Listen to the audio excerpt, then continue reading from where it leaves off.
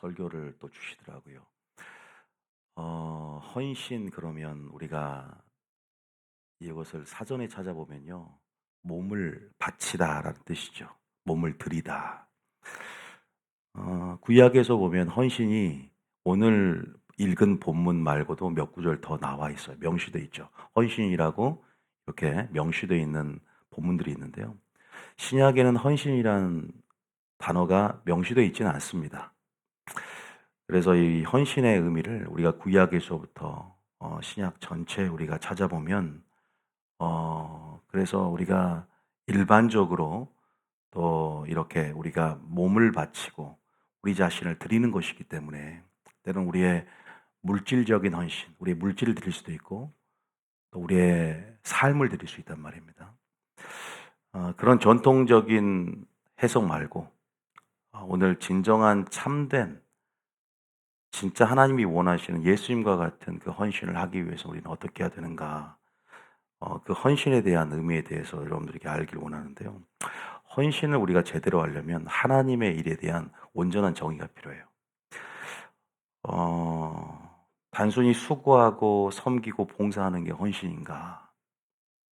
열심히 뭐 주방 봉사도 하시고 또 여러 가지 하드웨어적으로 소프트웨어적으로 교회의 살림을 꾸려가시면서 많은 일들을 하고 있는데 결국 우리 이 교회의 주인이시고 또 머리이신 하나님께서 이 모든 것들을 흡족해 하시면서 착하다 충성된 종아 잘했다 칭찬하는 것이 중요합니다. 믿습니까? 그게 더 중요하단 말이에요.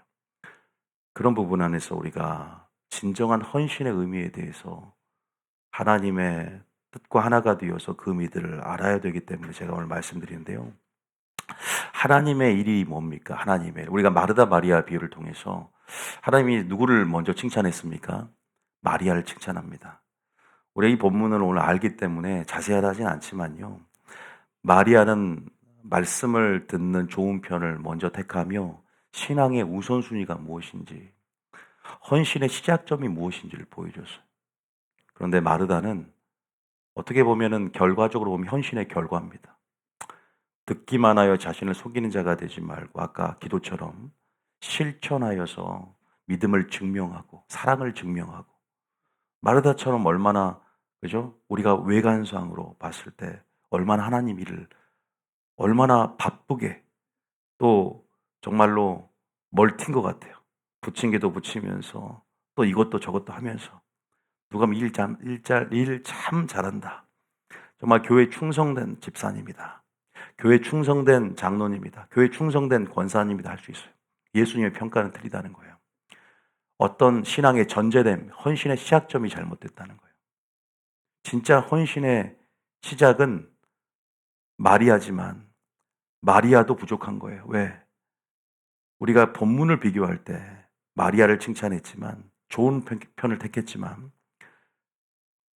본질적으로 결과적으로는 마리아의 심장을 가지고 그 시작점에서 마르다처럼 헌신해야 되는 거예요. 믿습니까?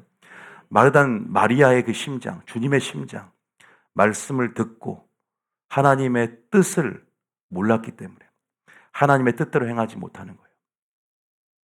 그 헌신은 자기의 의만 드러내고 자기의 열심만 있는 거죠. 하나님의 열심이 없는 거예요. 그래서 마르다 마리아 비유를 우리가 알아야만이 하나님의 일을 알 수 있어요. 헌신의 의미를 알려면 하나님의 일이 뭐냐? 하나님의 일은 단순히 노동이 아닙니다. 하나님 우리를 창조할 때도 노동을 위해서 창조하지 않았어요. 관계로 초청하면서 하나님의 임재로 초청하면서 하나님과 대화하고 교제를 위해서 창조했다. 믿습니까? 그래서 여러분들이 여러분의 신앙생활 가운데 무엇이 선행되는가? 나는 일만 하는가? 일로써 나의 신앙을 커버하려 드는가? 어떤 봉사로 나의 어떠한 약점들을 커버하고 보상받으려 하는가? 물론 참이 헌신, 결과주의는 제가 아주 위험하다고 말씀드렸어요. 알다시피 우리가 아비나답 집에 언약궤가 모셔드렸죠. 왜 아비나답의 블레셋 엘리 제사장 시절에 블레셋 그 전투에서 언약궤를 뺏어서 자기 진영에 놨더니 이것들이 전염병이나 이런 것들이 창궐하는 원흉이 되다 보니까 다시 갖다 줘라. 근데 갖다 주다 보니까 베세메스에서 그 수레를 실어서 언약궤를 갖다 주는데 다 죽어버려요.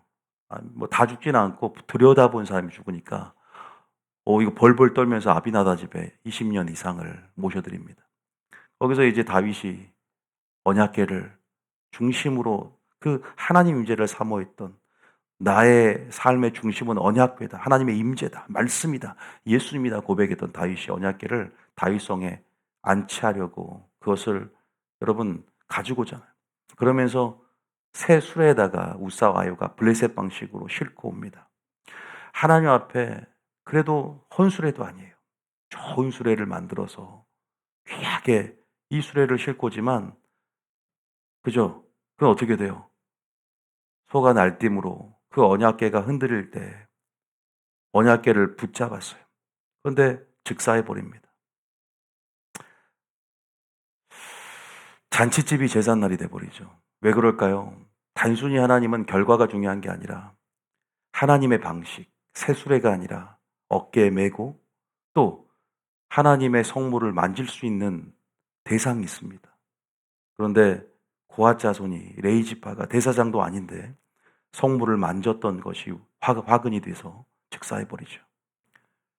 새수레라는 열심, 하나님을 향한 나의 마음을 드리지만 그것이 하나님의 뜻에 위배가 되고 부합되지 않으니까 하나님이 그것은 하나님의 일이 아니다.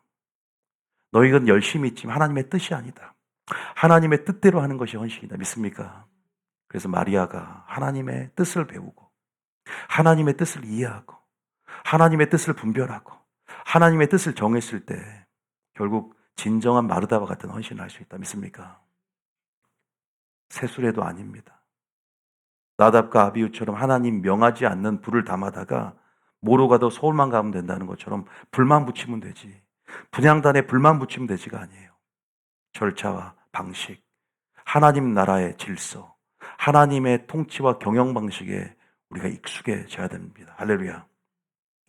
민주주의 사고와 의식이 팽배한 이러한 현대 문화 속에서, 이러한 사조 속에서 세속화된 문명의 이런 흐름 안에, 유행 아래서 우리는 무엇에 잠식당하고 무엇에 종속되어 있는가? 나의 사고의 출처는 어디서부터 기인했고 나는 무엇으로부터 근거해서 말하고 행동하고 생각하는가? 신본주의 스탠스인가? 하나님 말씀인가? 아니면 내 지식과 경험인가? 모든 것들을 고려하고 신중하게 풀어내야 되는 것이죠. 풀어낸다는 것은 교회의 덕을 세우는 것이고 이것들 가운데 하나님은 영광 받으시든지 아니면 그것은 순전히 너의 의고 너의 생각이고 때로는 너의 생각이 나의 생각과 상충되면 너의 생각이 나의 생각보다 나의 뜻보다 높아지면 이것이 바로 교만이더라고. 너의 이론과 철학과 사상과 모든 생각들을 그리스도에게 복종시켜라. 주님 말씀하십니다. 참 우리는 아는 것 같지만 모릅니다. 더 주님을 갈망하고 하나님의 뜻을 갈망하며 배워야 될 점 있습니다. 그래야만 참 헌신을 할 수 있는 거예요. 그래서 마리아처럼 진리의 편에 서고 하나님 말씀 그 임재 가까이 나아가서 하나님 말씀을 배우면서 예수님의 입에서 나오는 여호와 입에서 나오는 그 말씀을 통해서 하나님의 뜻을 배우는 것이죠. 마지막 하나님 그 진리의 사랑을 입고 그 뜻이 나를 살리고 그 뜻이 나의 전신갑주가 되어 내가 선악간에 분별하며 이 세상의 기초에 하나님 나라를 세우고 정말 마르다처럼 헌신하며 아버지 한 가지 일을 청하며 다윗처럼 내 마음이 확정되었사오니 내가 하나님의 말씀이 나의 삶의 기준 되었으니 아버지 이제는 정말로 수고하고 봉사하며 섬기며 헌신하며 예수님의 생애처럼 실천하며 살겠습니다. 할렐루야. 진짜 하나님이 칭찬받는 마르다가 된다. 믿습니까? 마리아도 그 자체로는 부족하다고요. 마르다도 그 자체로 부족하다고요. 마리아의 심장으로 마르다처럼 일해야 된다. 마리아도 일하지 않으면 바리새인 된다. 이런 우리의 교훈들을 배워가면서 진짜 하나님 앞에 헌신하는 것이 무엇인가? 하나님이 어떻게 어떤 단체, 어떤 교회에 하나님이 원하신 하나님 일을 할 때 복을 주는 줄 믿습니다. 그래서 저희 교회 여러분들이 진짜 하나님의 뜻을 찾고 진짜 헌신하기 위해서 오신 줄 믿습니다. 그래서 넓은 의미에서 헌신은 뭐가 되냐면 예배가 됩니다. 믿습니까? 하나님께 대한 사랑의 표현이고 또 하나님께 대한 감사의 표현이고 그래서 하나님께 대한 나의 충성의 표현이죠. 그래서 나의 삶으로 헌신된 삶으로 나를 드림으로 나를 거룩한 산제물로 드림으로 하나님 앞에 진정 받으시는 헌신 그것이 진짜 예배 아닙니까? 믿습니까? 그래서 우리가 번제가 거기에 해당되는 거죠. 나의 삶을 태우는 것이죠. 거룩한 산제물이 되어서 가죽을 벗기고 그죠?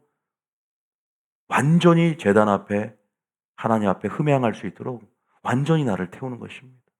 하나도 남김없이 태우는 것이죠. 우리가 하나님 앞에 나를 드린다는 사람은 두렙돈 가부처럼 나의 모든 것을 드리는 것입니다. 믿습니까? 그래서 우리가 물질 설교할 때도 하나님 앞에 드렸다 할 때는 내 자신을 먼저 드리지 않고선 드릴 수 없다는 것이죠. 여러분 하나님 앞에 우리는 드린 자입니다. 할렐루야. 값으로 산 자인 줄 믿습니다. 여러분들이 정말로 그런 부분들을 알고 하나님의 일을 노동이 아니라 하나님의 일은 예배다. 바로 사역이 아니라 하나님 앞에 관계다. 물론 사역도 중요하고 모든 은사나 모든 여러분들의 섬김, 봉사, 수고, 에베소 교회를 칭찬한 것처럼 그런 모든 행위들, 사랑의 수고들, 그죠?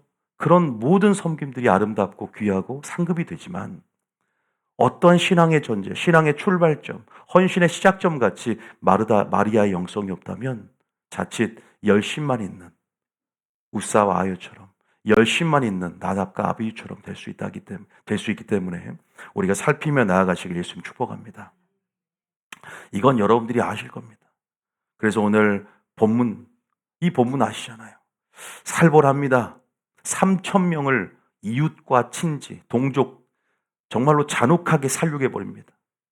금송아지를 하나님의 형상을 금송아지로 바꾼 이것이 바로 애굽에서 인도해낸 신이라고 말하면서 만문신 그저 물질주의에 빠져버리고 하나님의 형상을 하나님은 나에게 복을 주는 하나님 단순히 현세적이고 기복적인 신앙에 젖어버린 작금의 신앙인의 영적 실상들이 묘사되어 있을 뿐만 아니라 온전한 하나님의 형상을 내 안에 지식에까지 새롭게 창조하지 못하고 목회자 아론이 잘못 설교함을 통해서 마귀에게 틈을 주니까 백성들을 방자에 행할 수 있도록 원수의 조롱거리가 될 수 있도록 틈을 열어버리고 교회가 쑥대밭이 돼버리는 거예요.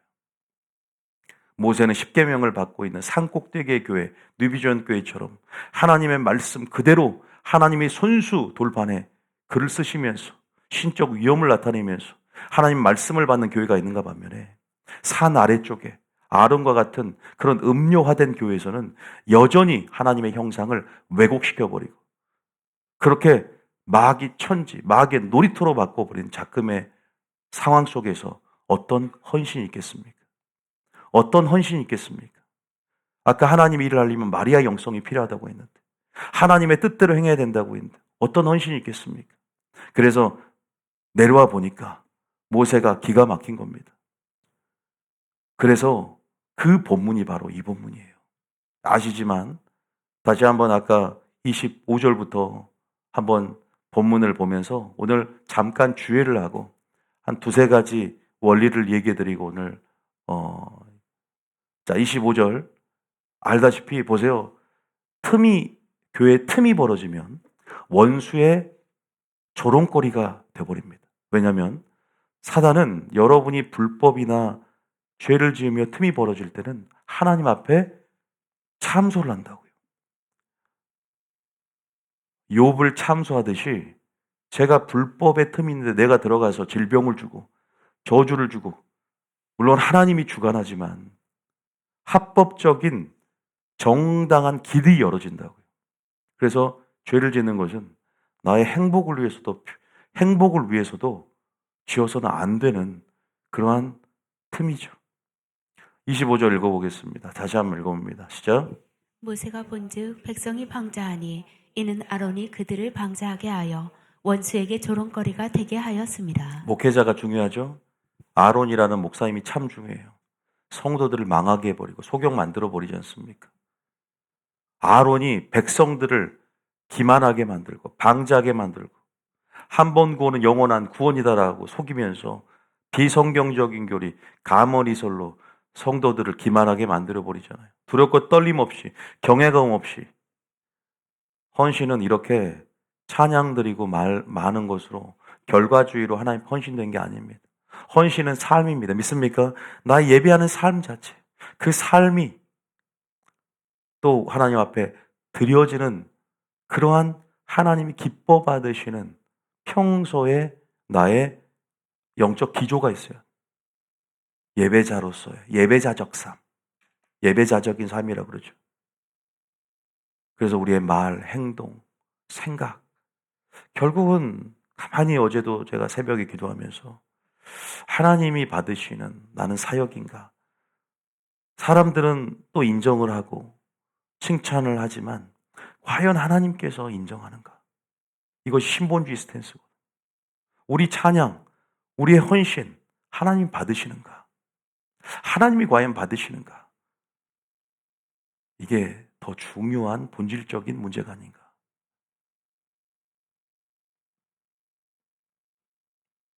어제 무슨 영상을 보면서 죽을 때쯤에 사람이 영안이 열리면 자신의 영혼을 천사들이 데려가잖아요. 천사가 올지 저승사자가 올지 두 부류 중에 한 부류가 옵니다. 그런데 웃으면서 임종을 맞이하는데 엄마 뭐가 보이냐니까 날 데려간 천사들이 보인다. 이게 실제로 그 영상을 찍었는데 천사들이 나 앞에 지금 날 데려왔다고. 영안이 열린다고 그러죠.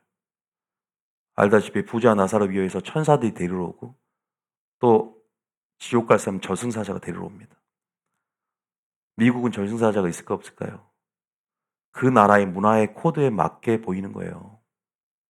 저승사자는 우리나라에 속한 문화적인 코드잖아요. 그래서 저승사자고 명명하는 겁니다. 어둠이 올지 빛이 올지는 내 삶에서 하나님 판단하는데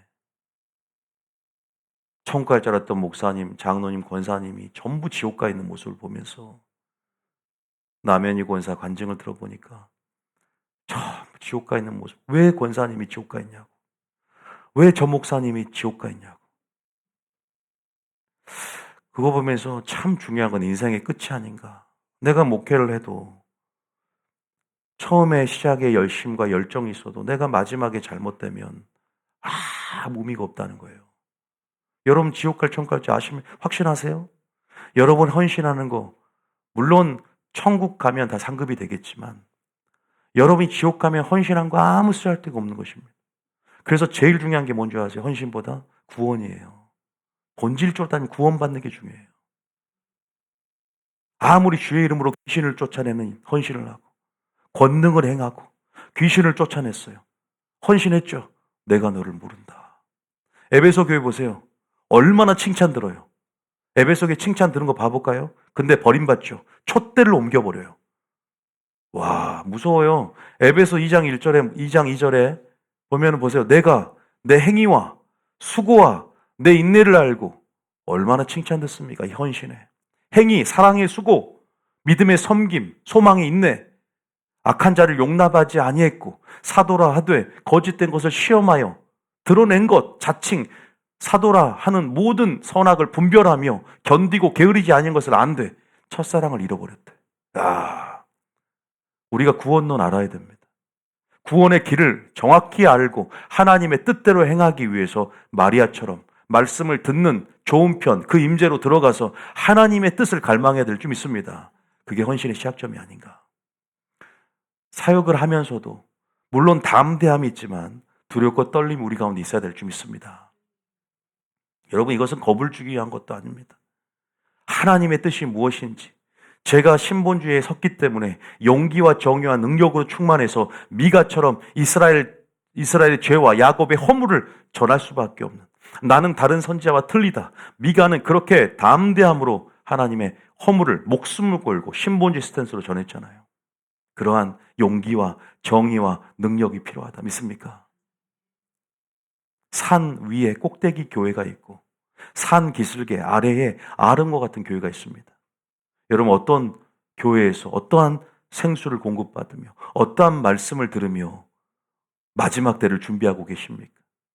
때를 따라 양식을 받으며 그것이 헌신의 출발점이 되고 진정한 헌신을 우리는 우리의 삶에서 나의 말에서 나의 행동에서 하나님 앞에 인정받으며 담대함을 얻으며 그것의 연속선상에서 우리가 또한 찬양하고 우리가 봉사하며 섬기며 나갔으면 좋겠습니다. 믿습니까? 그게 참 중요한 게 아닐까. 우리는 예수님의 헌신을 배워야 될 줄 믿습니다. 자, 그러면 오늘 본문에서 이러한 말씀의 배경을 바탕으로 모세가 이제 아론의 금송아지 사건 이후로 이 네로와 보소, 이 십계명을 깨트려 버렸습니다. 너무나 하나님의 의분을 가지고 도저히 이 말씀을 이들의 행위가, 이들의 지금 불신앙이, 이 불순종이 하나님의 성품을 깨트렸다는 것을 퍼포먼스로 보여주는 거예요. 십계명은 하나님의 성품이죠. 하나님의 성품이 깨졌다는 거예요.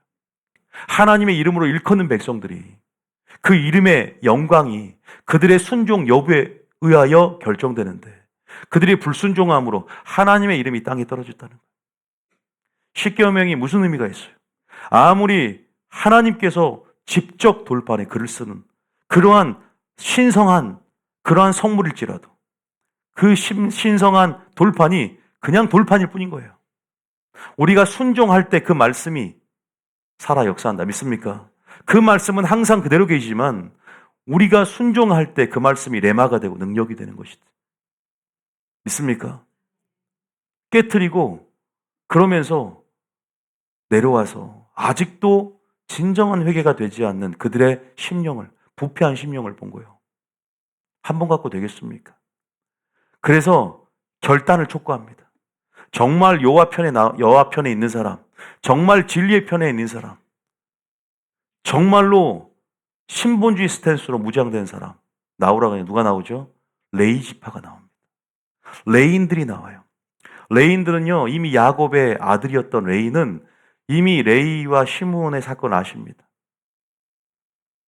안 좋은 저주를 받았어. 아버지로부터. 알다시피 자기 딸, 야곱의 딸 디나가 세겜 추장으로부터, 그죠? 그 아들 세겜으로부터 강간을 당해서 이 형제들이 노예에서 전부 할례를 받게 하고 할례를 받아 3일 동안 움직일 수 없을 때 쳐들어가잖아요.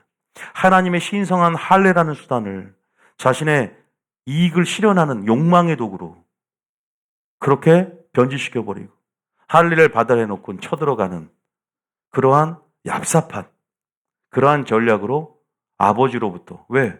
그렇게 하다가 후환이 두려운 거예요. 자기를 죽일 수 있고 자기 가정이 몰살될 수 있잖아요. 하나님의 구속사를 이어갈 자신의 혈통이 두려운 거죠. 자신의 아들들의 죄책으로 인해서. 그러나 하나님의 은혜가 있었죠. 그러나 자신의 아들들 레이와 시몬은 저주를 받습니다. 그런데 이 저주가 축복이 되는 사건이 바로 이 사건입니다. 운명이라는 것은 어떤 기회가 왔을 때 적극적으로 돌파하면 그 한순간에 운명이 변할 수 있어요. 레인들은 이때 나왔어요. 저주받았던 이 레인들은 이때 나왔다고요. 이들은 제사장이 돼버립니다. 이 사건을 계기로. Feel the hand. 진정한 헌신이 무엇인지를 보여줌을 통해서 니들이 헌신했으니 이제는 나를 가까이에서 헌신하며 섬길 수 있는 제사장직의 특권을 취하게 됩니다. 이 사건이 어떤 사건이요? 3,000명을 죽여버리는 사건. 자신의 부모, 부모, 가족, 친지 모두 다 남김없이 죽입니다. 그런데 주님이 너무나 기뻤어요. 어우 시원하다. 나의 마음을 시원케 했다. 이게 헌신입니까? 여러분 이게 상식적으로, 이게 이성적으로, 이게 하나님의 성품일까? 초신자들은 이렇게 살육해놓고 주님의 마음이 기쁘다고? 이게 하나님의 관점인가? 우리가 헌신을 제대로 배우지 않으면 인본주의가 이 교회를 판치게 되는 거예요. 다 자신의 사랑, 자신의 의, 자신이 배웠던 지식과 경험, 자신의 말, 선한 말 프로젝트를 왜 할까요? 하나님 무슨 말을 하든지 하나님 말씀을 하는 것처럼 하며 무슨 봉사를 하든지 하나님의 힘으로 공급받은 것처럼 하라고 베드로전서를 말하고 있는데 왜 우리가 나이가 많든 남녀노소, 왜 우리가 하나님 말씀 앞에 복종하는 법을 배우며 익숙하게, 왜? 하나님 말씀으로 하나 되기 위해서, 믿습니까? 진정한 헌신된 공동체를 만들어가기 위해서. 왜? 우리는 신이 아니기 때문에. 우리는 피조물이기 때문에. 겸손하게 그 위치 가운데 하나님 앞에 복종해야 되는 그냥 예배자이기 때문에. 우리는 아무것도 아니기 때문에. 믿습니까? 그냥 하나님이 하라면 하고 나이가 많든 적든 상관없다고요. 가장 나이가 많은 분일지라도 좀 억울한 것은 나이가 들어서 믿으면 잘 안 깨지잖아요. 그런데 그것은 본인의 사유가 있어요. 귀책 사유가 있어요. 본인이 어릴 때부터 믿어야 되는데 안 믿은 거예요. 왜? 너희가 어릴 적부터 성경을 알았노니 마땅 행할 길을 가르치라. 늙어서도 그 법이 떠나지 아니하니라. 그러나 성령의 능력은 80에 있든 90에 있든 자신이 겸손하게 깨트려지고자 하면 성령의 역사로 깨트려진다. 믿습니까? 그 순종의 한 걸음이 힘들지, 한 걸음 순종하고자 결단하면 그 다음 스텝은 빨라집니다. 순종하고자 하는 겸손이 있어야 되고, 이 공동체 가운데 하나님이 하시는 통로가 되기 위해서 내 자신을 완전히 드리는 것이 헌신이에요. 나를 죽이는 것이 헌신이다. 믿습니까? 나를 드리는 것. 그래서 재물도 드릴 수 있는 거예요. 보통 헌신 설교하면 두랩돈 가부, 물질 설교를 많이 합니다. 전 물질 설교 안 해요. 왜? 나를 드리면 내 것이 아니라 주님의 것이면 청지기 직분, 청지기 의식으로 가득 차면 나는 그냥 맡았을 뿐이다. 나는 내 생명, 시간, 물질 모든 것을 위탁받았을 뿐이다. 나는 맡겨진 것들, 달란트를 남겨야 된다. 말씀을 아니까 주님 앞에 드려지는 삶을 산다. 믿습니까? 에베소 교회 보세요. 이렇게 헌신해도 결국 헌신보다 중요한 것은 오늘 전제 구원이 중요하고, 그럼에도 불구하고 참된 헌신, 온전한 헌신, 우리 예수님께 배워야 되고, 오늘 이 구약에 명시된 너희들이 헌신하였다, 이제는 복을 받으라 했던 이 본문에서 말도 안 되는 이 케이스에서 하나님의 뜻을 찾아봐야 돼요. 다시 한번 그 본문을 잠깐 27절에 잠깐 알지만 26절 한번 읽어보겠습니다. 잘 알지만 읽어볼까요? 그래도 10년 동안 제 설교를 계속 들으신 분들은 이 흐름 안에서 이제 하나님의 일이 자리를 잡고, 이 키워드가 헌신이 자리를 잡는 것을 느껴요. 무엇이 중요한가, 무엇이 우선순위인가를 이제는 하나하나 알게 됩니다. 그냥 알아지는 거예요. 계속 설교를 듣다 보니까 그래, 하나님께서 나에게 말씀하신 그 말씀 안에 김온유의 워딩이 아니라 예수님의 워딩이다. 저것은 예수님의 키워드고, 저가 강조하는 저 문구, 저 캐치프레이즈는 바로 하나님께서 우리에게 주시는 슬로건이다. 내가 저 슬로건 붙잡고 와야 되겠구나. 26절 한번 읽어볼까요? 시작. 이에 모세가 진문에 서서 이르되 누구든지 여호와의 편에 있는 자는 내게로 나아오라 하매 레위 자손이 다 모여 그에게로 가는지라. 오늘 아까 제가 찬양 부를 때 적어놨어요. 하나님 편, 여호와 편. 그죠? 첫 번째는 여호와 편을, 이 키워드를 주목하라. 여기에 대해서 얘기 잠깐 해드리려고 그래요. 여호와 편에 있는 자는 나아게.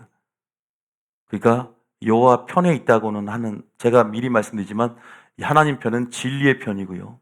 하나님께서 제게 이 계시 가운데 확장을 준 것은 바로 마리아가 진리의 편에서 하나님 말씀 듣는 좋은 편을 택했다 나오잖아요. 그 좋은 편이 바로 하나님 편이고 마리아의 삶의 양식의 자리다. 믿습니까? 바로 신본주의 스탠스가 만들어지고 용기와 정의와 능력, 미가서가 가졌던 그 말씀의 거미, 전신갑주가 입혀지는 헌신의 시작점 가운데 결국 하나님의 편에 섰던 이러한 삶의 양식, 행동 양식이 필요하죠. 존재 양식이라고 그러죠.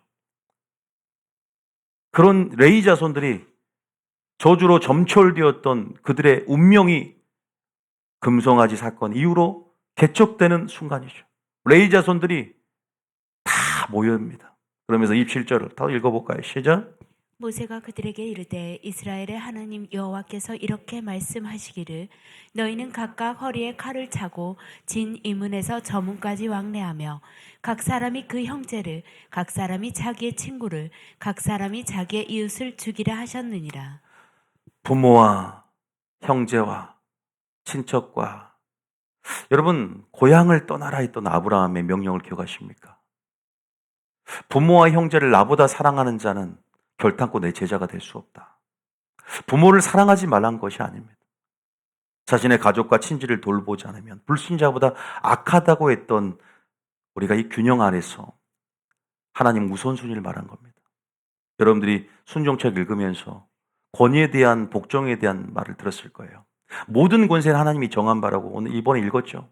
그런데 부모가 악한 자라도 권위 아래 복종과 순종은 조금 다른 개념이에요. 악한 자로 내 부모니까 부모로서의 권위를 존중해 드려야 돼요. 그래도 부모가 교회 가지 말라 그러면 순종해야 돼요? 우리는 하나님 말씀에 순종해야 되는 것이죠. 그 복종과 순종이 잘 아시겠죠? 권위에 대한 복종은 있지만 부모가 교회 가지 말라는 것까지 복종하는 게 아니죠. 하나님 말씀 앞에 우리는 또한 순종해 가야 되는데 그 모든 것들은 때로는 지혜롭게 풀어내야 되는 거죠. 또 거기에서 이 땅에 신할 때 지혜가 필요한 것이죠. 여러분, 다 죽이라는 거예요. 부모까지도. 고향을 떠나라는 거예요. 신본주의라는 건 바로 그겁니다. 우리 안에 가장 최상급이 되어야 할 분이 누구냐?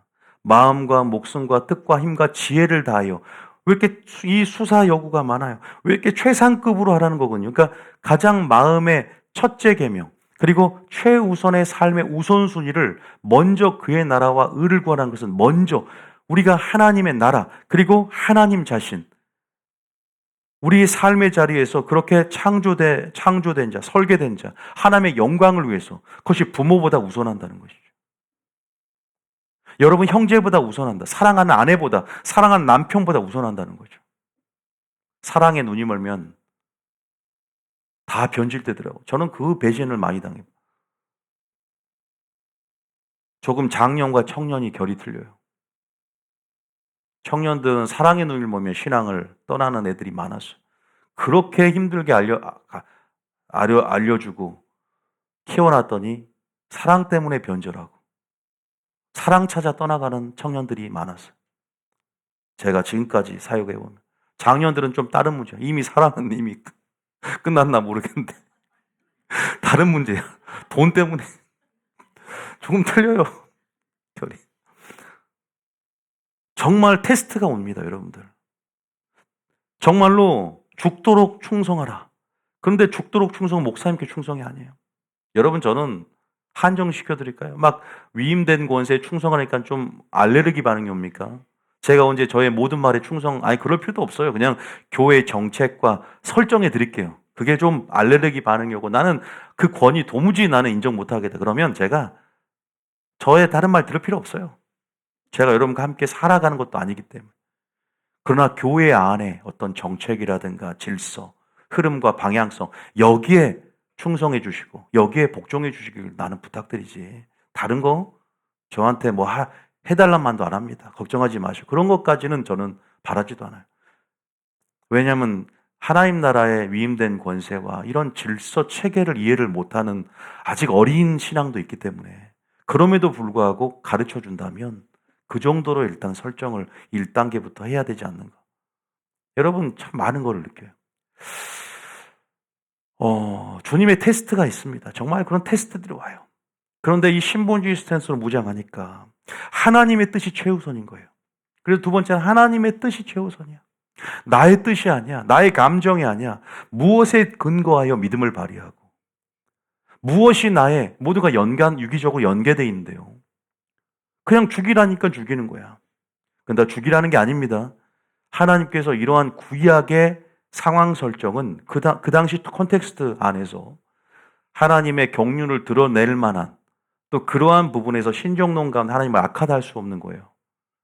이건 하나님의 공의를 충족시키는 행위고 하나님의 공의가 무엇인지를 만천하의 거룩함을 드러내는 죄에 대한 하나님의 관점을 드러내는 행위이기 때문에 이런 부분에서 여러분이 스스로의 인간의 피조물의 위치에서 나를 만든 창조주를 폄하하거나 평가할 수 없다.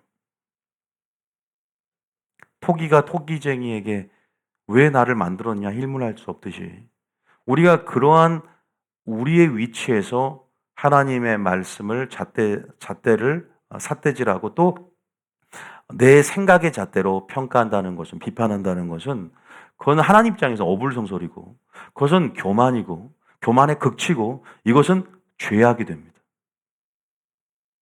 그래서 우리가 구약의 이런 상황 안에서 우리가 이해를 해봐야 되는 거죠. 아, 죄에 대한 주님의 관점. 하나님이 진노할 것을 이 레위인들이 대신하여 하나님의 열심으로 이 검을 가지고, 이 창을 가지고, 이 불을 가지고 하나님의 뜻을 실현시켜 드린 것이에요. 제가 하나님의 통로가 돼서 하나님이 전해야 할 말을, 하나님이 이 땅에 전해야 할 말을 노아가, 디모뉴가 하나님의 공의를 전하면 주님이 너는 나의 마음을 시원케 하고 있다. 내가 한국교회에 지금 회개를 전하고 심판을 전해야 되는데 내가 그래 선지자를 일으켜서 이스라엘 백성에게 그들의 허물과 죄를 고해야 되는데 지금 뭐 그런다고 제가 칼로 여러분들을 뭐 이런 경찰자 옵니다. 구약의 한계성과 틀리죠. 이 당시 신정국가 안에서 또 이러한 이스라엘 언약 백성 안에서의 지금 상황적인 우리가 그런 특수성과 또 한계성들에 대한 어떤 시점들을 우리가 이해를 해야 되겠죠. 그 컨텍스트라고 그러는데. 보세요. 28절에 보세요. 또 읽어볼게요. 시작. 레위 자손이 모세의 말대로 행하매 이날의 백성 중에 3,000명 가량이 죽임을 당하니라. 여전히 하나님 보세요. 하나님이 직접 일하는 게 아니라 꼭 지도자 세우잖아요. 사사를 세우든 모세를 세우든 여호수아를 세우든 사도 바울을 세우든 사람을 세워서 일하신단 말이에요. 그 지도자를 통해서 그 지도자를 경멸하는 것이 하나님을 무시하는 것이고 그 이름을 멸시하는 것이다. 왜? 하나님이 전권을 위임하신단 말이에요.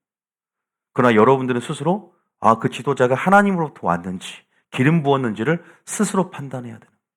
그래서 하나님의 기름 부음 받은 자다 그러면 순종하는 게 본인에게 영적으로 유의가 되는 차원이지 그들의 모든 불신앙적인 요소까지 다 순종하라는 게 아니에요.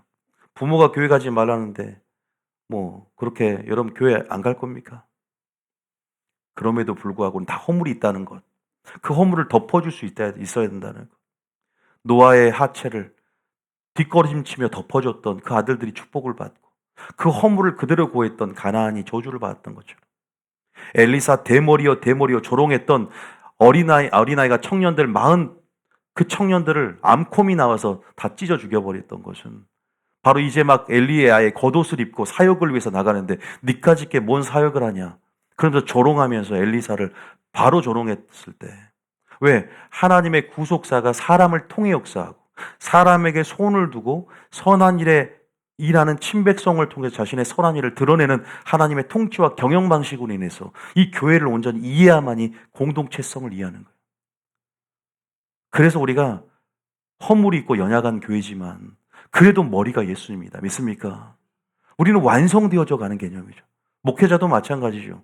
저는 제가 봐도 인격도 안 되고 목양하는 모든 부분에서도 서투르고 아주 형편없어요. 그거 압니다. 그래서 저는 제가 하나님 앞에 겸손한 것도 아니고 겸손할 거리도 안 돼. 하나님 나는 이거 맞습니까? 제가 목회하는 게. 항상 물어봐요. 의문이야 의문. 그러나 나는 최선을 다하겠습니다. 그러나 예배자로 살아가는데 목표를 두고 나가고 하나님 말씀을 1.1획도 가감하지 않고 전하는데 목표를 둬서 적어도 제가 맡겨진 사명 가운데 하나님이 전하라고 전한 것들에서 이들에게 분명한 길들을 보여줄 수 있는 마지막 때 그 라스트 미션을 감당할 수 있는 그러한 용기와 정의와 능력을 달라고 기도하고 있거든요. 그래서 100% 만족할 수 없어요. 어떤 목회자도 여러분 100% 만족은 못합니다. 어떠한 교회를 가보십시오. 이것이 부족해서 이 교회를 찾았는데 100% 만족할 수는 없을걸요. 다 연약함이 있고 왜 사람이기 때문에 루터도 칼빈도 약점과 오류들이 전부 투성이었어요. 합리하는 것이 아니라 저도 그런 부분에서 동일하게 목표 설정을 하고 나가야 할 한 사람의 성도로서 그 입장에서 나감에도 불구하고 참 교회를 이끌어가는 방식을 이제 하나님이 알려주다 보니까 또 어떻게 보면 본의 아니게 위임된 권세에 복종하고 또 헌신을 위해서 정말 하나가 됨을 위해서 우리가 이렇게 순종을 나갑시다 할 때 다 같은 생각일까라는 생각을 하면서 또 연약함도 회의감이 빠지기도. 그래서 참 나는 다른 건 몰라도 하나님 말씀으로 이들을 하나로 무장시켜야 되겠구나라는 생각을 많이 하며 나아갑니다. 그래도 하나님께서 이 마지막 때 진짜 교회의 본질은 구원이고 또 하나님께서 지금 그런 부분에서 이들이 정말 다른 것보다 정말 구원이라는 것을 확실히 보여줬기 때문에 방주 예비하는 데 있어서 최선을 다해야 되겠구나라는 조금은 예전과 다른 교회의 특수한 사명들. 그래서 저희 교회는 선교교회가 강하잖아요. 교회라기보다는 선교교회의 성격이 강한 교회입니다. 어떻게 보면 그래요. 선교교회로서의 특성이 강화된 교회죠. 인정할 거 인정해야죠. 자, 어쨌든 3,000명을 죽였어요. 29절 한번 읽어볼까요? 시작. 모세가 이르되 각 사람이 자기 아들과 자기 형제를 쳤으니 오늘 여호와께 헌신하게 되었느니라. 그가 오늘 너희에게 복을 내리시리라. 우리가 본문을 읽어도 예수님께서 분위기를 깨뜨려 며느리와 시어머니가 불화하게 하려 온다. 내가 검을 주러 왔다. 화평을 주러 온 줄 생각하지 말라. 내가 검을 주러 왔고 불 던지러 왔다. 이 말씀과 비슷하지 않습니까? 샬롬의 평화라는 것은 여러분 세상에 평화가 있습니까? 샬롬이라는 것은 하나님의 통치를 받는 상황 속에서 하나님 나라 안의 특성이거든요. 샬롬이라는 것은. 샬롬은 천국에서 진정한 그 가치가 실현됩니다. 그 샬롬의 평화가 구현됩니다. 이 나라는 샬롬이 없습니다. 그러나 우리가 교회에서 하나님 말씀을 인해서 순종하는 삶을 통해서 우리 마음의 평강, 이 교회의 샬롬이 임한다면, 에이렌의 샬롬이 임한다면 그 평강이 우리 마음을 주장하고 그 샬롬을, 그래서 그 샬롬은 바로 검을 던져야만이 결과적으로 우리에게 부여되는 것이다. 샬롬 할 필요 없어요. 인본주의가 무슨 샬롬이에요? 세상에서 평화를 외치지만 평강하다 하지만 평강이 없다고 선자가 외쳤던 것처럼 말씀 없이 평강 없습니다. 하나님의 뜻 없이 샬롬 없습니다. 하나님의 뜻 없이 헌신 없습니다. 마리아 없이 마르다, 그거 다 무용지물이에요. 모든 자신의 행했던 행위는 자신의 의입니다. 샬롬이 아니라 자신의 삶 가운데 칭찬받으며 누릴 분복은 받겠죠. 그러나 거기서 끝입니다. 정말 연속선상에서 천국의 상급을 기대하는 우리들이, 소망을 갖는 우리들이 진짜 누려야 하고 향유할 진짜 영생의 복은 여러분 하나님이 인정해야 된다. 믿습니까? 하나님의 뜻이 선행되고 하나님의 뜻이 분명히 존재해야 되는 거예요. 과연 여러분 하나님의 뜻을 발견하셨습니까? 다윗이 보았던 하나님의 뜻의 아름다움, 그 뜻의 아름다움. 제가 우선순위라는 말을 많이 하는데 제가 보세요. 헌신 얘기하면서 오늘 하나님의 아름다움을 발견하셨어요. 그냥 전통적인 의미의 헌신이 아니라 이러한 본문 속에서도 진짜 저런 헌신자가 되어야 된다. 나의 인본주의 껍데기를, 종교적인 껍데기를 벗어버리지 않고서는, 하나님의 뜻으로 점철되지 않고서는 결코 헌신의 자리 모양은 있을 수 있어요. 부분적으로 헌신할 수 있어요. 그런데 완전한 그 헌신의 목표를 가지고 완전히 나를 죽이고 하나님의 뜻으로 채울 때 우리는 진정한 마르다, 마리아, 완전히 결합된 진정한 헌신을 할 수 있다. 믿습니까? 하나님이 이제부터 내가 내 복을 주겠다는 거예요. 저는 적어도 아까 여러분들이 막 아름답게 찬양하는데 이 본문을 읽는데 분위기가 참 매체가 되는 거예요. 너무 심각한 본문. 다 기쁜 잔치와 같은 곳에 왔는데 본문은 무슨 살류간다, 다 죽이고 막 형제를 죽이고. 죄송하죠, 인간적인 입장에서. 이런 본문보다 좀 더 막 충성 얘기, 좋은 얘기도 있는데 막 죽이고 살류가고. 우리 경험하면 좀 무거워지잖아요, 그죠? 무거워져 마음이.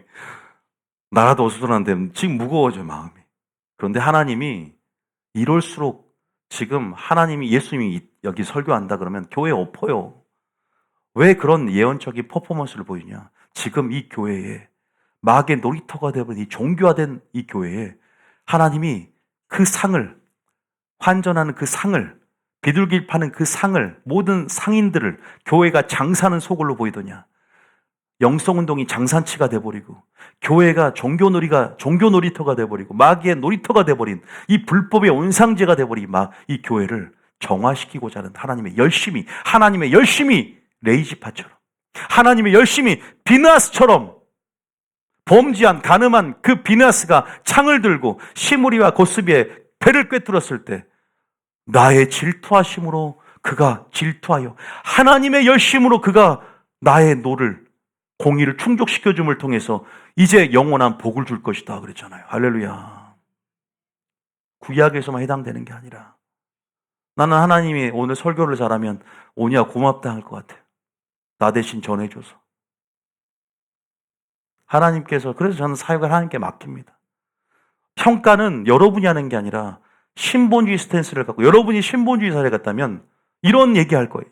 신본주의 이런 얘기 한다니까. 어떤 얘기 하냐? 사도행전 4장 18절에 똑같은 얘기를 할 거예요. 사도행전 4장 18절 이런 얘기 할 걸요. 한번 봐봅시다. 사도행전 4장 18절 봐보세요. 사도들이 목숨 걸고 막 예수 이름 선포할 때 18절 시작. 그들을 불러 경고하여 도무지 예수의 이름으로 말하지도 말고 가르치지도 말라 하니 19절에 베드로와 요한이 대답하여 이르되 하나님 앞에서 너희의 말을 듣는 것이 하나님의 말씀을 듣는 것보다 옳은가 판단하라. 신본주의 스탠스로 점철돼 있죠. 하나님 편에 선 거야. 진리의 편에 서고 마리아의 영성으로 좋은 편을 택하는 삶의 방식을 취한 자의 삶의 양식이고 고백입니다. 이렇게 될 수밖에 없어요.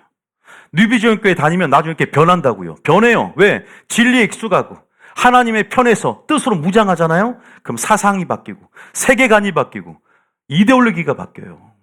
그러면 예전에 이랬던 사람이 바뀌기 시작한다고. 이제 막 몇 개월 와서 안 바뀌죠. 1년 지나야 돼요. 성령학교도 들으면서 2년 지나야 돼요. 그러면서 바뀌어요. 물론 다시 한 번씩 슬럼프가 옵니다. 사람이랑은 변할 수 없다고 하지만 성령이 변하게 한다. 믿습니까? 물론 100% 중에 한 80% 변하고 20%가 남아있는 데가 있어요. 그것 때문에 사람들이 시험 들 수 있어. 어떤 사람이. 저 사람 하나도 안 변했는데 내가 봤을 땐 80%가 변했어. 그러면 된 거 아니에요? 20%는 자기가 노력해서 또 변해가야죠. 저 보세요. 안 변한 것 같지만 저 80% 이상 변했어. 20% 안 보인 것 때문에 성도들이 봤을 때 목사님 저거 안 변했네. 20%가 안 바뀐 게 있어요. 인정합니다.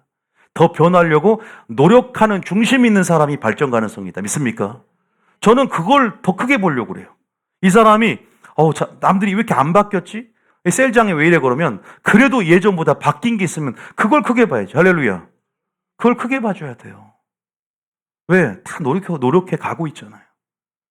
주님 오실 때까지 계속 노력해 가면 된다. 여기 보세요. 얼마나 아름답습니까? 너의 말을 듣는 것이 나를 죽이려는 너희가 너의 몸을 죽이려는 사람을 두려워하지 말고 네 영혼을 지옥에 보낼 수 있는 권세자를 두려워하라. 마태복음 10장에. 이 말씀이 마지막 환란의 시대가 확 들어오는 거예요. 계속 생각나요. 그래서 나는 어제도 기도하면서 새벽에 하나님 나 목숨 걸 수 있고 사람 앞에 죽음을 항상 죽음 기도해요. 내가 죽기 전에 은총을 주셔서 개죽음 당한 사고 나서 죽지 않고 차라리 그 영상처럼 천사를 보고 임종을 그렇게 하나님 앞에 준비되는 회개하면서 준비하면서 맞이할 수 있도록 그런 은혜를 달라고. 지금부터 저는 기도해요. 언제 죽을지 모르잖아요. 와 진짜 언제 죽을지 모르더라고요. 깜짝 놀랐어요. 가다가 사고가 나서 뭘 맞아 죽고 너무 그 뉴스 기사가 많다 보니까 오히려 이 죽음에 대해서 잔치집 가는 것보다 초상집 가는 것이 더 유익하다는 전도자의 말이 생각나더라고요. 지금 또 환란의 때고 전쟁이 일어나죠. 주님 오실 날이 이렇게 가까이 왔습니다. 지금 너무나 가까이 왔어요. 여러분 살아있을 때 주님 오실 확률이 얼마나 큰지를 제가 예수님으로 말할 수 있어요. 지금 준비해야 돼요. 마지막 때. 요한계시록 들으면서 주님 오실 길을 예비하면서 이제 재림 준비, 이제는 휴거 준비, 이제는 마지막 때 종말론적인 이제 임박한 종말론적 의식을 가지고 마지막 생애를 노아의 때와 같이 노아의 방주를 예비해야 될 줄 믿습니다. 이제는 바뀌어야 삶의 라이프 스타일이 바뀌어져야 됩니다. 신본주의가 진짜 중요해요. 여러분 헌신하고자 한다. 우리 사랑 섬김에 더 나아가서는 교회, 더 나아가서는 한국교회 선포하는데 진정한 헌신을 하고 싶다. 첫 번째 마리아의 영성으로 무장하고 그렇게 되면 하나님의 뜻을 이해하고 분별하면서 그 뜻을 우리가 갈망하면서 뜻을 배우면 신본주의가 마련되는데 신본주의를 가져야 돼요. 이러한 용기, 사람 앞에서, 환경 앞에서, 돈 앞에서 두려워하지 않고 두려움을 극복하는 것 이게 중요해요. 항상 두려움 때문에 믿음이 저해되고 두려움 때문에 믿음이 떨어지고 두려움 때문에 믿음이 상쇄되더라고요. 두려움을 극복한다면 온전한 하나님의 담대함, 의심을 떠나가게 만들고 하나님 앞에 그 순종하는 그 담대함을 통해서 날마다 우리가 마음을 확정지어야 한다. 믿습니까? 어느 순간 성도들이 두려워지면 사울처럼 돼요. 어느 순간 성도들이 두려우면 아론처럼 된다고. 성도들이 무서워서 금송아지 만들지. 성도들이 무서워서 아가관과 가장 살찐 소와 양을 살려두고 오잖아요. 성도들의 말 듣는 것이 지금 하나님의 말씀을 듣는 것보다 옳습니까? 판단해 보라는 거예요. 20절에 우리는 보고 들은 것을 말하지 아니할 수 없다. 이거 예수님 말씀이잖아요. 예수님 말씀 똑같이 따라해요. 예수님이 나는 아버지로부터 보고 들은 것을 말한다고 그러죠. 똑같아. 나도 보고 들은 것을 말하지 않을 수 없다. 저도 하나님께서 보고 들은 것을 말하지 않을 수 없기 때문에 지금 이 설교를 하는 거거든요. 이게 신보주의 스탠스입니다. 할렐루야. 여러분, 이런 신보 스탠스는 머뭇머뭇하지 않아요. 바알이 하나님 그를 택하고 여호와 하나님이면 그를 택하라고 할 때 머뭇머뭇하지 않고 즉시 결단하고 순종하게 된다. 믿습니까? 이미 자세가 확립이 됐거든.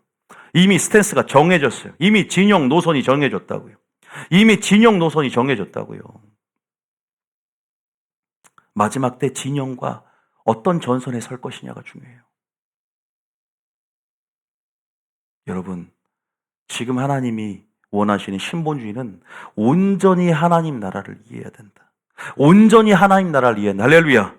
신본주의, 여러분 우리가 배워가야 됩니다. 할렐루야. 하나님의 뜻을 이해하고. 신본주의 쉬워요. 여러분, 신본주의가 뭡니까? 왕이신 나의 하나님 앞에 무릎을 꿇고 그 통치 앞에 엎드려서 하나님 말씀하십시오. 내가 듣겠습니다. 나는 없고 주님만 나타나고 나의 뜻은 없고 주님의 뜻만 드려지기 때문에 나를 거룩한 산제물로 날마다 드려지는 삶을 통해서 구현되어진 하나님 나라. 이것이 신본주의다. 믿습니까? 하나님의 뜻만 있는 거야. 그래서 하나님의 뜻대로 말하는 훈련을 하는 거죠.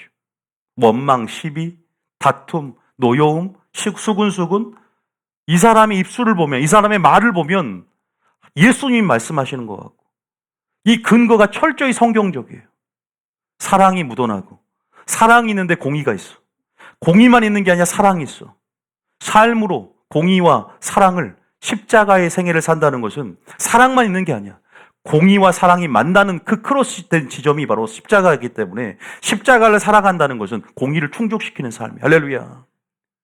그래서 여러분들이 그런 부분에서 하나님의 신본주의 스탠스는 하나님 나라를 먼저 사모하고 하나님 나라의 기초가 나의 기초가 되고 하나님 나라, 다시 말해서 왕이, 하나님 말씀이 나의 우상이 되고 그 말씀과 왕 앞에서 날마다 복종하는 그러한 깨트려짐이 익숙한 삶. 그래서 날마다 나는 죽노라 했던 사도 바울의 고백처럼 그렇게 신본주의 스탠스는 항상 사람 앞에서, 환경 앞에서 준비되어 있는 삶이죠. 날마다 주를 시인할 수 있는 스탠스를 갖고 있어요. 끝까지 주를 시인하며 끝까지 충성하며 끝까지 사랑해 끝까지 그 은혜에 감사하며 충성된 삶. 믿습니까? 그러한 삶으로 점철되어지는 거예요. 그러려면 마리아가 되어야 됩니다. 그러려면 준비되어야 돼요. 완전히 오류투성인 마지막 한국교회 이 구원론, 종말론, 성령론 성도들이 전부 소경이 되어서 아론처럼 사울처럼 전부 백성들을 방자에 행하게 만들어 기만시켜버렸어. 산 아래, 산 기슭에 있는 교회들이 전부 마귀의 불법의 온상이 되어버렸어. 산 꼭대기로 올라가야 돼. 할렐루야. 산 꼭대기에서 모세처럼 돌판에 십계명을 받는 그 말씀을 받아야 된다고. 할렐루야. 그 영광을 목도해야 된다고요. 그러지 않으면 살 수 없어. 우리는 산으로 올라가야 될 줄 믿습니다. 내일 모이세요. 등산하게. 영적으로 등산하게요. 등산복이 뭡니까? 우리 군복입니다. 할렐루야. 우리 올라야 됩니다. 어제 제가 산을 좀 올랐더니 다리가 아픕니다. 우리가 그런 부분에서 이런 부분들 하나님 말씀하셔. 또 왕상 18장 21절에 아까 머뭇모드 그 본문 한번 왕상 18장 21절에 한번 봐볼게요. 시작. 엘리야가 모든 백성에게 가까이 나아가 이르되 너희가 어느 때까지 둘 사이에서 머뭇하려느냐. 여호와가 만일 하나님이면 그를 따르고 바알이 만일 하나님이면 그를 따를지니라 하니 백성이 말 한마디도 대답하지 아니하는지라. 지금은 양극화되는 이러한 하나님 양과 염소를 나누는 이러한 어떤 진영이 분명히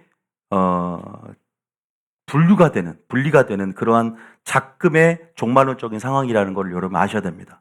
아시겠죠? 종말론적으로 제가 이걸 요한계시록에서 풀어드릴 거예요. 그래서 다 해석해 드릴 거죠. 하여튼 기대해 보세요.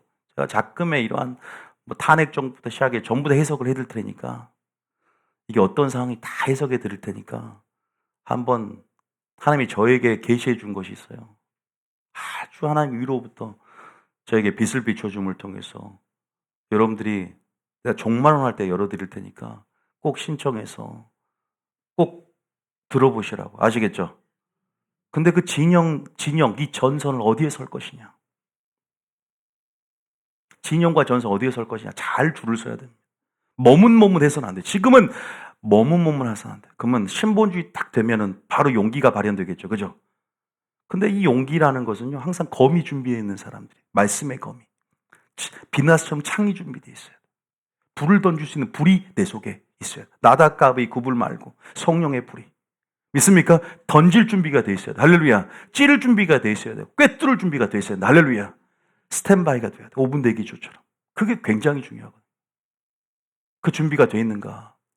미가서 알잖아. 미가서 보면 3장 8절에 항상 우리 교회 화장실 앞에 3가지, 저희 교회 캐치프레이즈 구호예요. 용기와 정의와 능력, 이 3가지. 정의는 뭐예요? 여호와의 성령으로 말미암아. 능력은 뭐죠? 하나님의 권능, 하나님의 능력 첫 번째. 두 번째는 양쪽 한 뭐예요? 정의는 뭐예요? 하나님의 성품과 능력으로. 용기는 뭐예요? 담대함.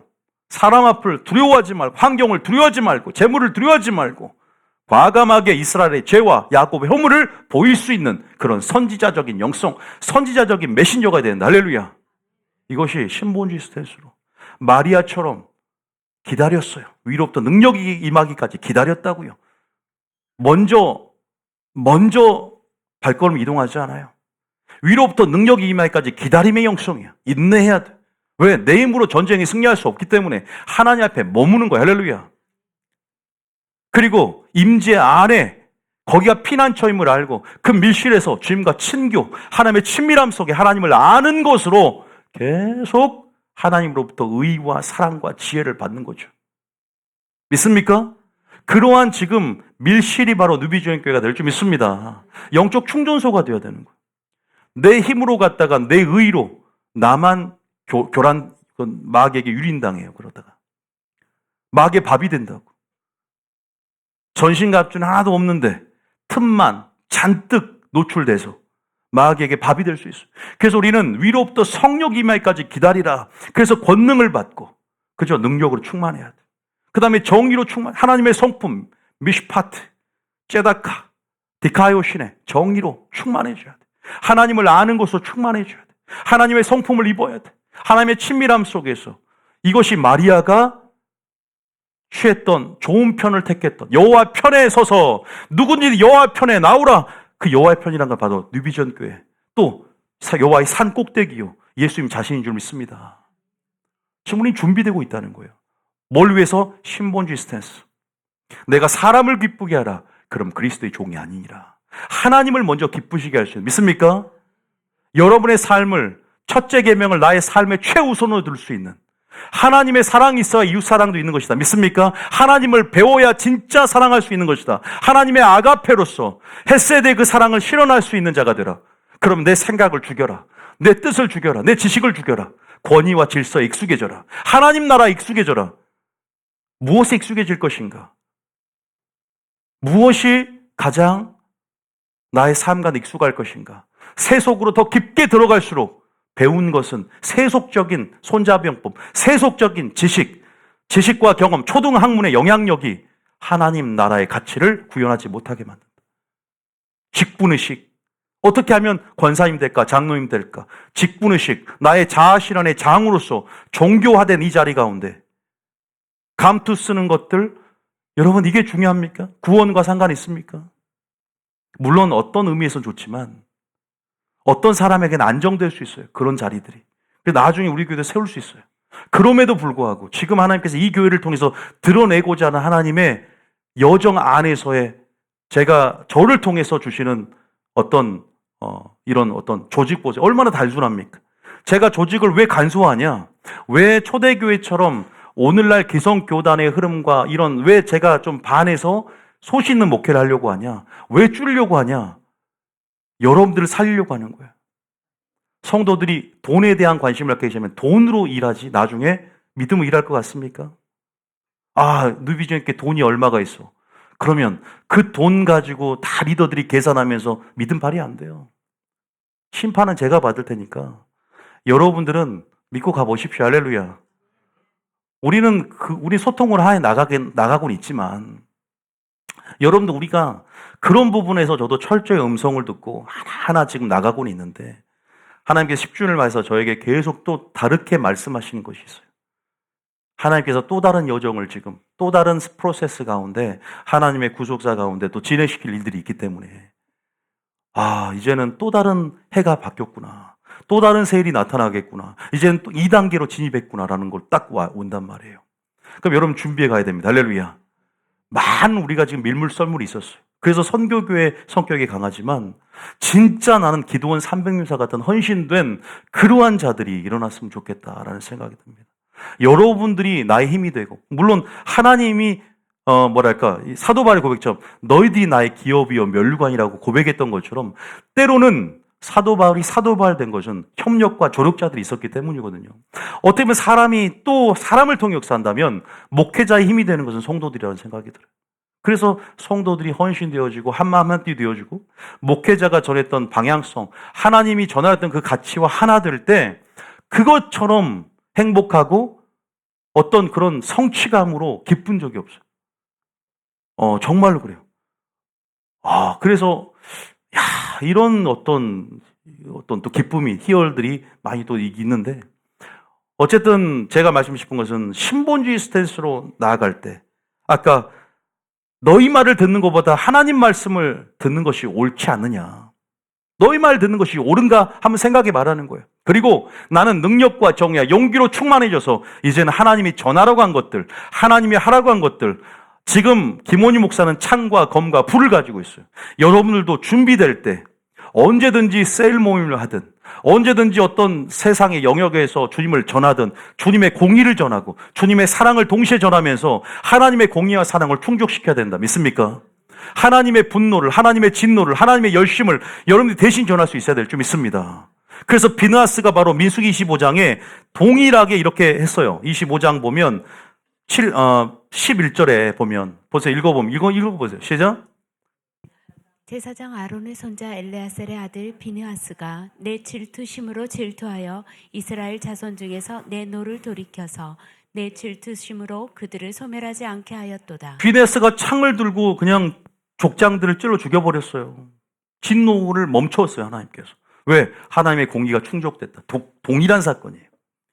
이 비느하스와 이 레이지파 사건은 거의 동일한 사건입니다. 하나님의 열심으로 하나님의 그 질투하신 죄에 대한 관점을 동일하게 소유해서 하나님이 진노할 것을 하나님의 마음을 시원케 해드렸죠.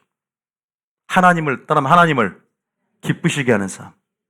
하나님의 뜻이 있어야 하나님을 기쁘시게 하는 거예요. 아버지가 멸치 알레르기인데 멸치 3박스를 보내. 여수가 멸치가 많이 나니까. 예?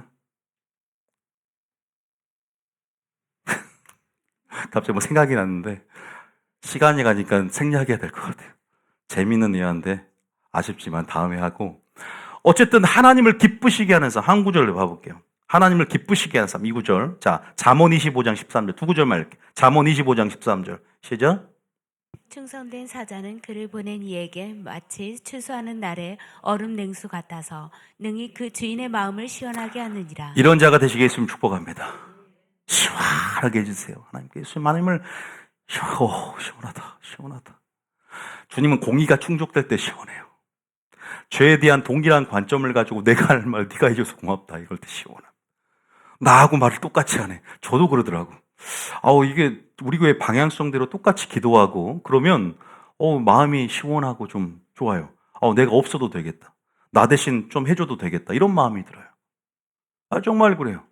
그래서 기도원이 너희는 내가 하는 대로 하되 내가 하는 대로 너희가 따라 하되라는 그 부사구를 가지고 기도원의 삼병사 가자 그러잖아요.